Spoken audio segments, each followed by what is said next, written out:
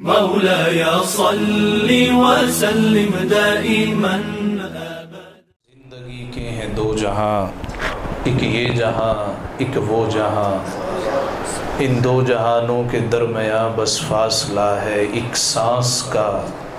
یہ جو چل رہی ہے تو یہ جہاں، یہ جو رک گئی ہے تو وہ جہاں۔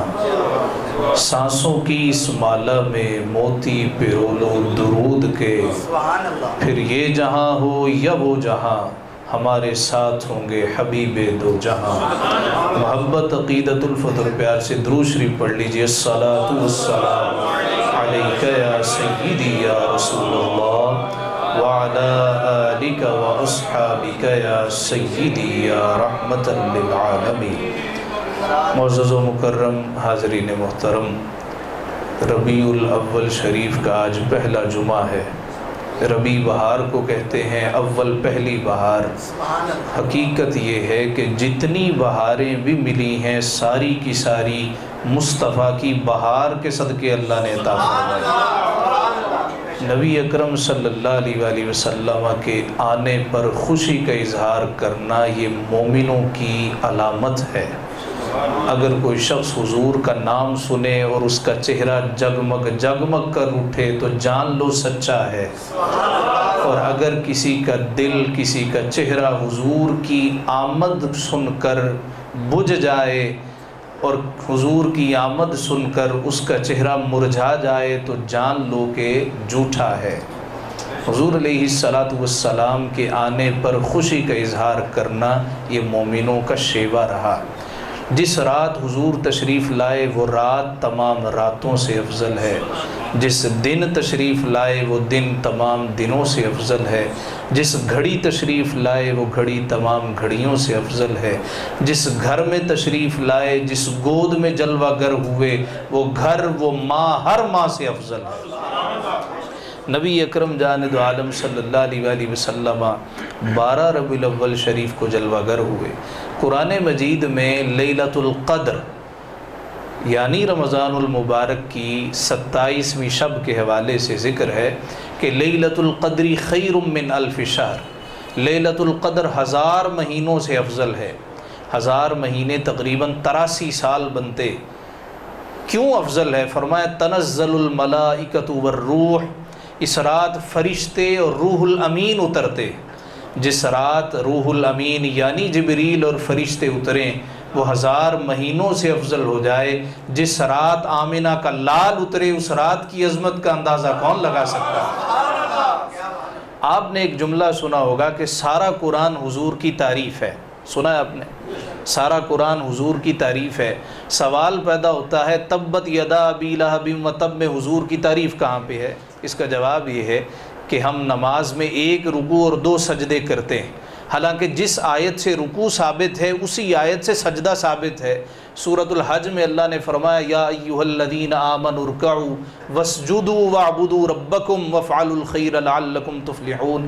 اے ایمان والو رکوع کرو اور سجدہ کرو۔ قرآن میں یہ نہیں ہے کہ 1 رکوع کرو اور 2 سجدے کرو، جہاں پہ رکوع کا حکم ہے وہیں پر سجدے کا حکم ہے۔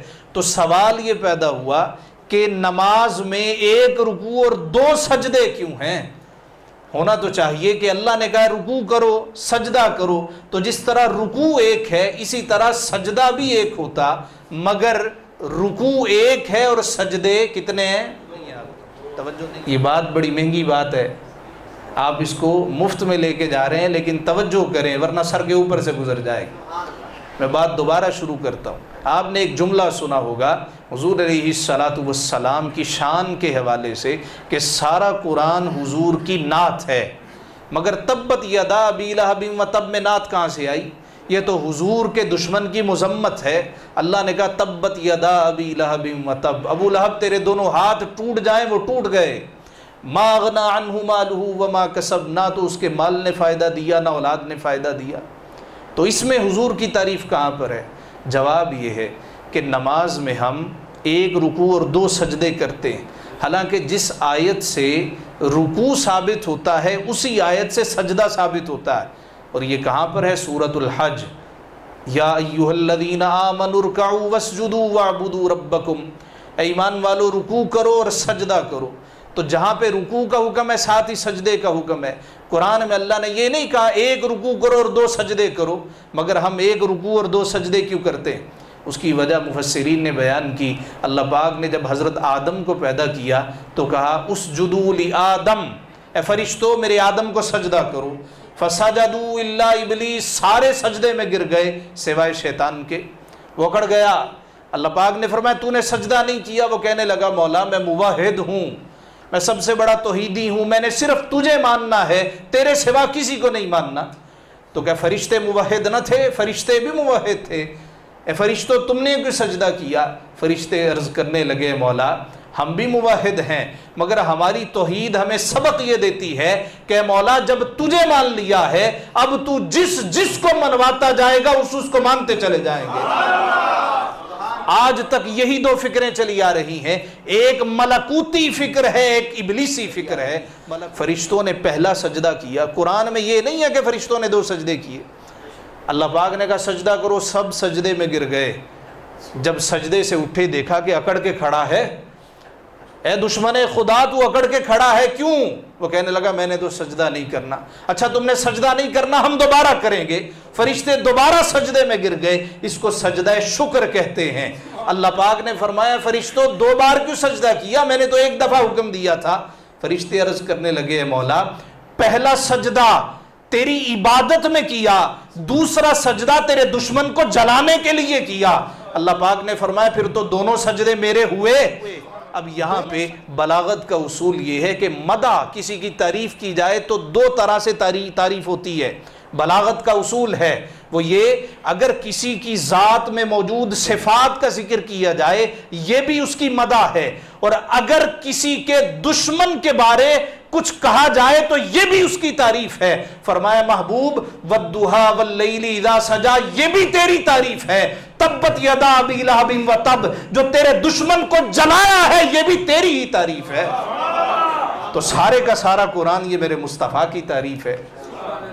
وما ارسلناک الا رحمتا للعالمین، محبوب پیارے ہم نے تجھے سارے جہان والوں کے لیے رحمت بنا کر بھیجا۔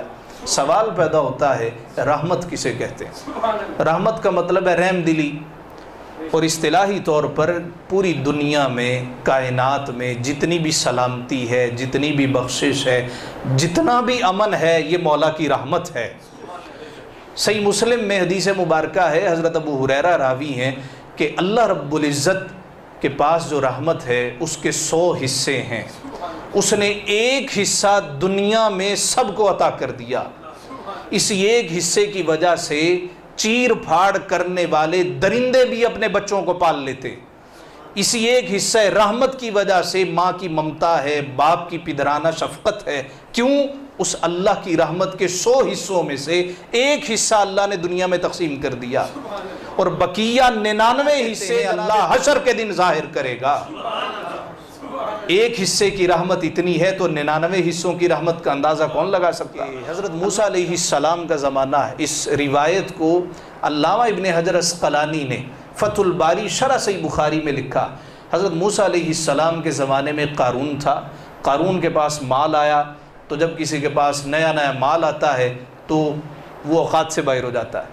اللہ پاک نے فرمایا ان قارون کان من قوم موسیٰ، بے شک قارون موسیٰ کی قوم سے تھا۔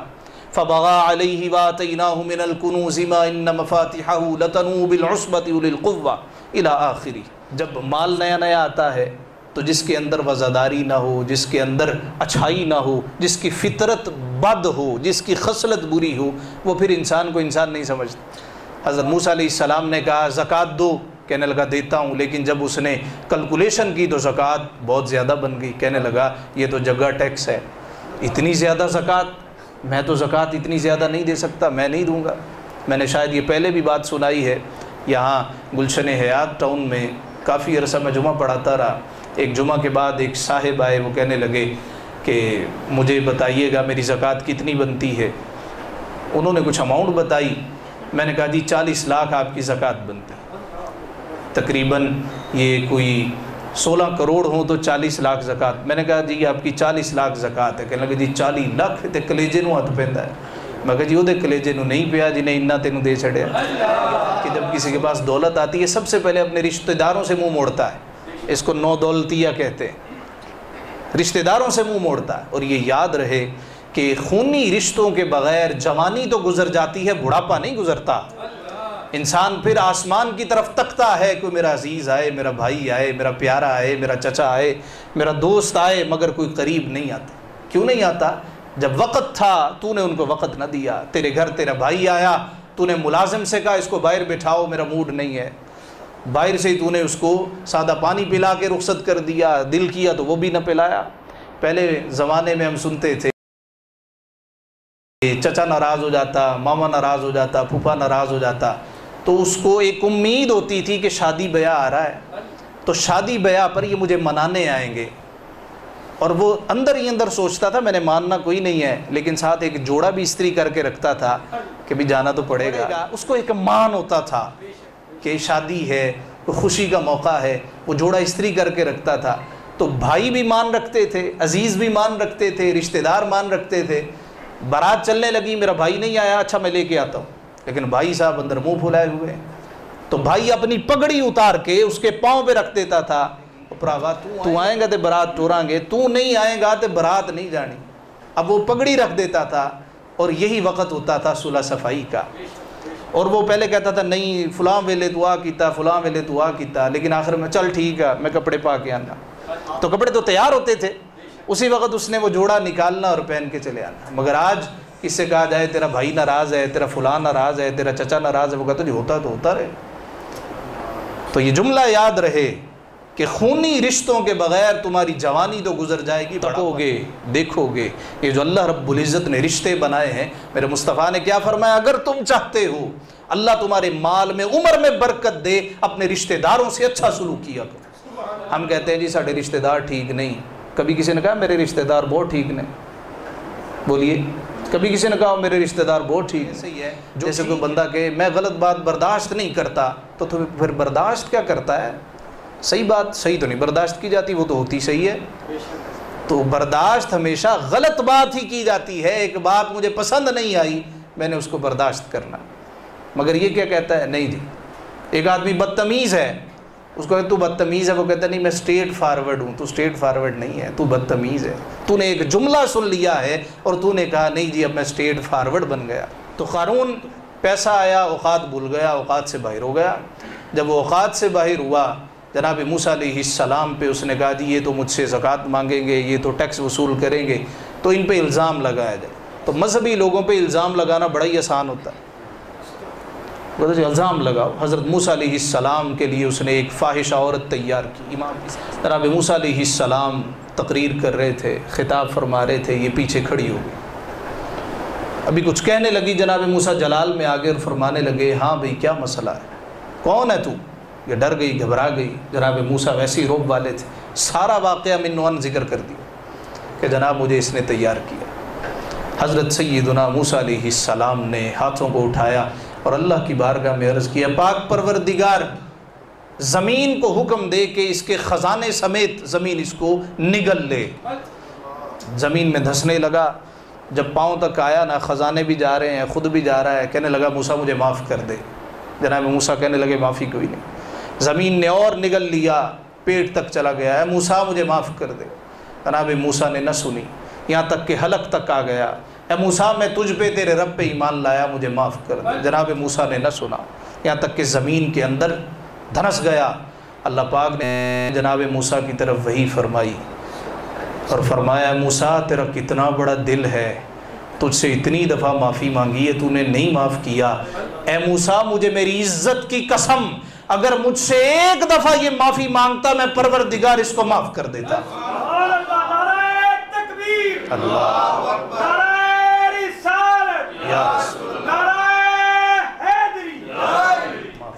یہ رحمتوں والا رب کیا کہتا ہے، وَمَا أَرْسَلْنَاكَ إِلَّا رَحْمَةً لِلْعَالَمِينَ۔ اے لوگو میں نے تم پہ احسان کیا ہے، میں رحمتوں والے رب نے اب محبوب جو رحمتوں والا ہے وہ تمہیں عطا کر دیا ہے۔ سنن نسائی میں حدیث ہے، نبی اکرم صلی اللہ علیہ وسلم کی خدمت اقدس میں ایک صحابی اپنے بیٹے کو لے کے آتے تھے۔ جب بھی حضور کی مجلس سجتی یہ صحابی اپنا بیٹا ضرور لے کے آتے، اور اپنے بیٹے کو آگے بٹھا لیتے، بڑا پیار کرتے، یہاں تک کہ وہ صحابی مشہور ہو گئے بیٹے والا صحابی۔ تو جب بھی وہ آتے صحابہ ایک دوسرے سے کہتے او دیکھو پتر والا صحابی آ گیا ہے، وہ منڈے والا صحابی آ گیا ہے۔ اب وہ آتے حضور کے پاس بیٹھ جاتے۔ ایک دن حضور علیہ السلام نے ان سے کہا تم اپنے بیٹے سے بڑی محبت کرتے، بڑا پیار ہے؟ کہنے لگے یا رسول اللہ مینوں اتنا پیار ہے اپنے پتر نا، اتنا پیار ہے میں دعا کردا جننا پیار مینوں اپنے پتر نال ہے اتنا ہی اللہ تواڈے نال شروع کر دے۔ اتنا پیار ہی اللہ آپ سے کرنے لگے۔ حضور مسکرا پڑے، بولے صحابی سبحان اللہ قربان جائیں کہ اللہ اپنے محبوب سے کتنا پیار کرتا ہے۔ فرمایا کنت کنزا مخفیا، محبوب میں چھپا خزانہ تھا، اگر تجھے پیدا نہ کرتا تو اپنا آپ بھی ظاہر نہ کرتا۔ کنز الامال میں حدیث ہے، فرمایا اے پیارے اگر تجھے پیدا نہ کرتا تو اپنی جنتوں کو بھی پیدا نہ کرتا۔ میں دوست حضور مسکرا پڑے۔ چند دن گزرے کہ وہ صحابی حضور کی مجلس سے غیر حاضر ہونے لگے، اب نہ آتے تھے۔ نبی اکرم صلی اللہ علیہ وآلہ وسلم نے دیگر صحابہ سے پوچھا وہ بیٹے والا صحابی نہیں آ رہا، نام ہی بیٹے والا پڑھ گیا، وہ بیٹے والا صحابی نہیں آ رہا۔ حضور کی عادت طیبہ تھی جب کوئی ریگولر مجلس میں آتا اور پھر وہ غیر حاضر ہونا شروع ہو جاتا تو حضور پوچھتے تھے کی گل ہے کیوں نہیں آ رہا، پتہ کرنے چلتے۔ نبی اکرم صلی اللہ علیہ وآلہ وسلم نے پوچھا وہ کیوں نہیں آ رہا؟ صحابہ عرض گزار ہوئے یا رسول اللہ وہ جو اس کا بیٹا تھا نا وہ فوت ہو گیا، جس سے اتنی محبت اور اتنا پیار تھا، یا رسول اللہ وہ فوت ہو گیا۔ حضور علیہ السلام نے فرمایا آؤ اس کے گھر چلتے۔ جان عالم صلی اللہ علیہ وآلہ وسلم گھر گئے، اداس پریشان۔ اب حضور علیہ السلام سے بڑھ کر اس درد کو کون محسوس کر سکتا ہے کہ میرے مصطفیٰ کے 3 چھوٹے شہزادے شیر خارگی کی عمر میں وفات پا گئے۔ آپ نے فرمایا گھبرا نہیں، میں تجھے خوشخبری سناؤں؟ جی یا رسول اللہ۔ حضور نے فرمایا میرے رب کی جو جنت ہے نا اس کے 8 دروازے ہیں، جب تو جنت میں جائے گا نا تو جنت کے جس دروازے سے بھی تو داخل ہوگا آگے تیرا بیٹا یوں ہاتھوں کو پھیلائے تیرا استقبال کر رہا ہوگا، تیرا بیٹا تیرا انتظار کر رہا ہوگا۔ اب اس سے حضور کی رحمت للعالمینی بھی دیکھیے، حضور علیہ السلام کی دلجوئی بھی دیکھیے اور علم مصطفیٰ بھی دیکھیے۔ لوگ کہتے ہیں دیوار کے پیچھے کا علم نہیں تھا، میرے مصطفیٰ کو یہ بھی معلوم ہے تو بھی جنتی ہے، حضور کو یہ بھی معلوم ہے تیرا بیٹا بھی جنتی ہے، حضور یہ بھی جانتے ہیں تو جس دروازے سے جائے گا آگے تیرا بیٹا تیرا استقبال کر رہا ہوگا۔ یہ اس نبی کے آنے کا مہینہ، یہ اس پیارے کے آنے کا مہینہ ہے۔ ایمان والے حضور کے آنے پر خوشی کا اظہار کرتے ہیں۔ اللہ تعالیٰ سے دعا ہے اللہ تعالیٰ مصطفیٰ کے آنے کی سچی اور سچی خوشیاں نصیب فرمائے۔ وآخر دعوانا ان الحمد للہ رب العالمین۔